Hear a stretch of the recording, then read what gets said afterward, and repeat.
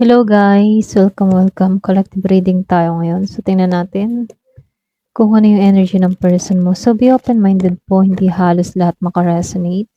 Thank you nga po pala sa mga nagsusubscribe, sa mga bumabalik. Maraming pong salamat. Give it the message for collective. Ano yung current energy ng person mo? Give it the message for collective. Ano yung current energy ng person mo? Give it the message for collective. Ano yung current energy ng person mo?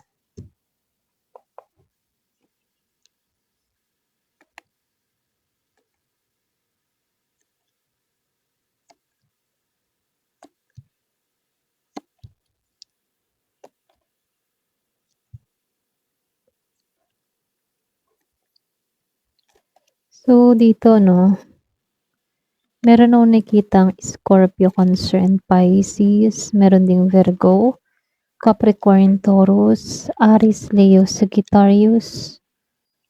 So, meron ding Gemini, Aquarius, and Libra. So, halos lahat andito. Okay, so start na tayo. So, dito, no, lumabas ang Ace of Cups.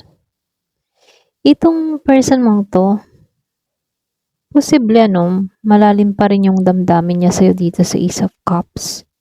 Para bang gusto niya magsimula muli kayo dito.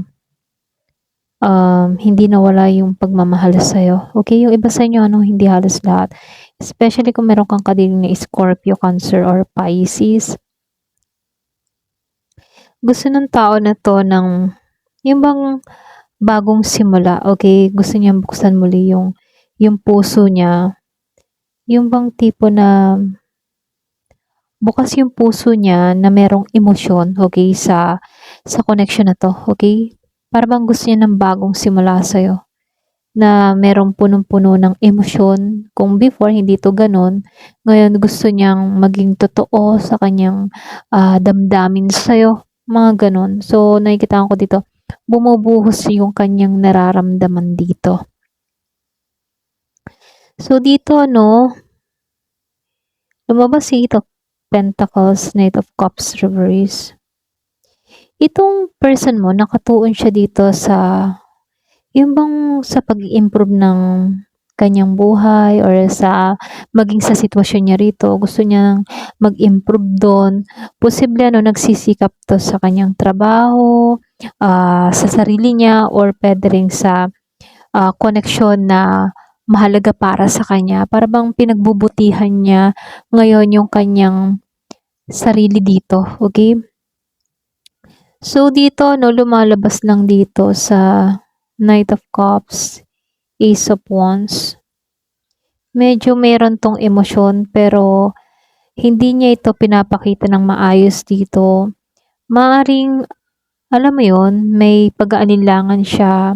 May time na itong tao na to medyo moody, okay? Pero hindi siya yung bang tipong moody siya, may pag-aalinlangan siya about sa mga pagpapahayag ng romantikong nararamdaman, okay? So, nakikita ko dito medyo may pag-aalinlangan dito, okay? So, nakikitaan ko rin dito, medyo kulang sa action. Pwedeng kulang din to sa kanyang, yung bang hindi siya confident na humarap sa'yo dito. Hindi siya, para bang nandun siya sa tipo na, yung bang, nandito siya sa point na may mga idea siya, pero hindi niya maisakatuparan dito. So, nakikitaan ko dito, kulang to sa confident, okay, pagdating sa'yo. Meron siyang kakulangan dito eh. Ito lang nakikita ko sa Ace of Wands. So, nakikitaan ko dito, meron itong mga pinagdidesisyonan. Para bang meron siyang mga iniiwasang bagay dito na hindi niya kayang harapin.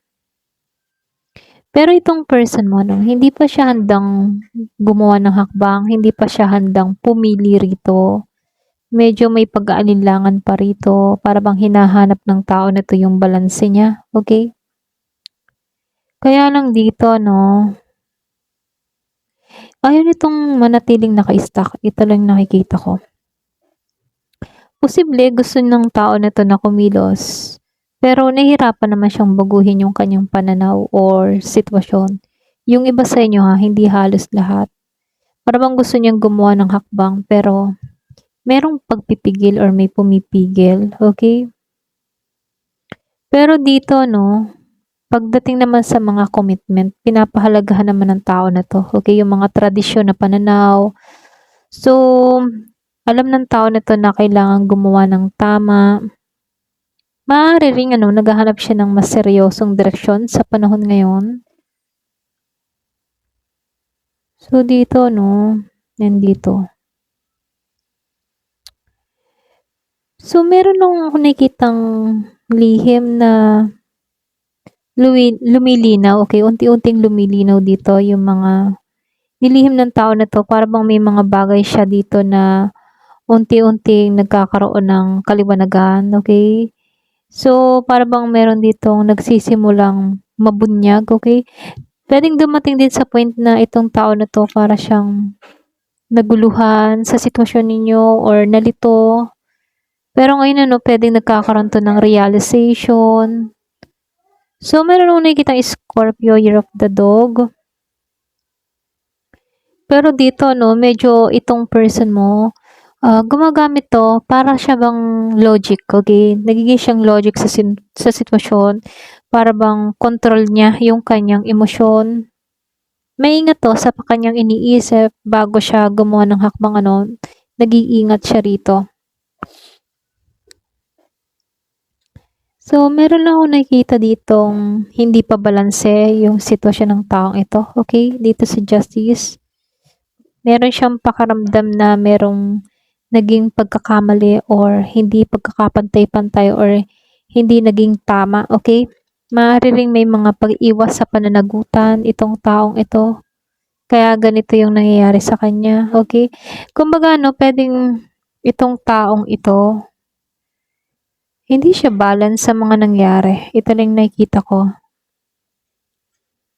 Para bang alam niyang may mga mali siyang nagawa rito.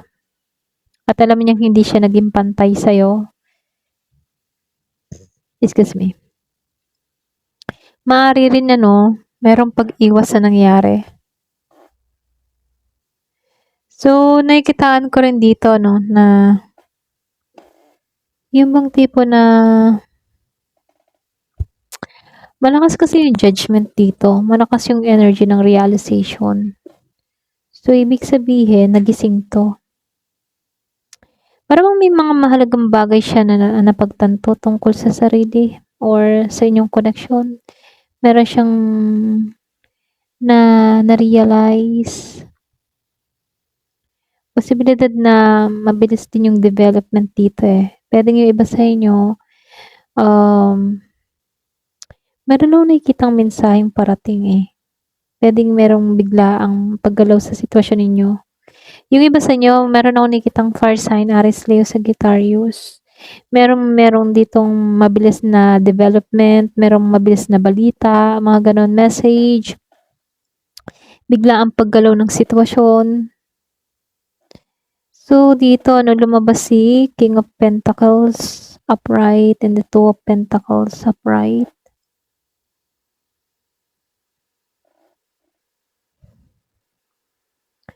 So, gusto ng tao nito na maging stable dito. Ito lang nakikita ko. Gusto niya maging responsible. Gusto niya na maging maayos yung pundasyon ng buhay niya.